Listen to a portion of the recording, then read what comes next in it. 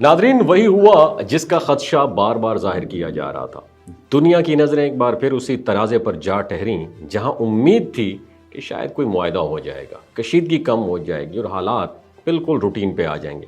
मगर अब खबरें आ रही हैं कि ईरान और अमेरिका के दरमियान मुज़ाकरात किसी हतमी नतीजे तक पहुंचे ही नहीं हैं। अब सवाल यह है, आगे क्या होगा? क्या ये सिर्फ एक नाकाम डील है या आने वाले वक्त की किसी बड़ी तब्दीली का इशारा है? हालिया सूरत हाल में अमरीका की जानिब से एक वाज़ेह मौक़िफ़ सामने आया है कि वो ईरान को न्यूक्लियर ताकत बनने से रोकना चाहता है। अमरीका का कहना यह है कि ख़ित्ते के अमन और आलमी सलामती के लिए ज़रूरी है कि ईरान की एटमी सलाहियत महदूद रहे, और दूसरी तरफ ईरान का मौक़िफ़ यह है कि वो अपनी खुद मुख्तारी और दिफाई हक़ के तहत अपनी टेक्नोलॉजी को आगे बढ़ाना चाहता है। इसलिए दोनों ममालिक के दरमियान इख्तलाफात मज़ीद गहरे हो गए और मुमकिन मुआहदा मुकम्मल नहीं हो सका। इसी दौरान कुछ तज्ज़ियाकार इस बात की तरफ इशारा कर रहे हैं कि ख़ित्ते के बाज़ अहम इलाकों, ख़ास तौर पर ईरान का एक इलाका है अस्फ़हान, उन जैसे इलाकों की अहमियत ये बढ़ती जा रही है। और इसकी वजह क्या है?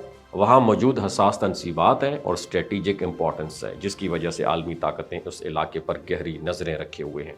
कुछ हलकों में यह भी खदशा जाहिर किया जा रहा है कि अगर जंग बंदी या मुज़ाकरात का अमल कामयाब ना हुआ तो मुस्तकबिल में दोबारा कशीदगी बढ़ सकती है, क्योंकि जब किसी तनाज़े का हल डिले होता है तो उसके असरात बाद में ज़्यादा शिद्दत के साथ सामने आते हैं।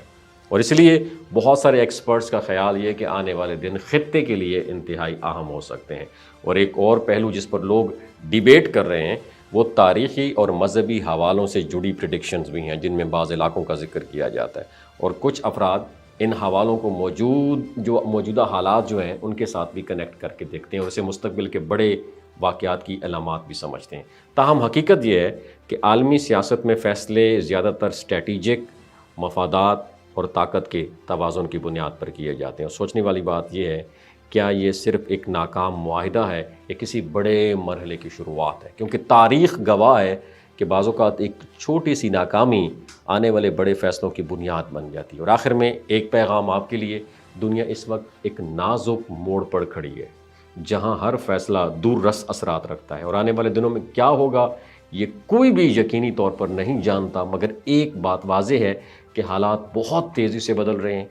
हर नया कदम एक नई डायरेक्शन को तयन कर सकता है, और ऐसे में होशमंदी क्या है?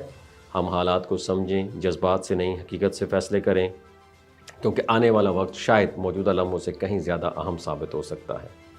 वमा अलैना इल्लल बलागुल मुबीन।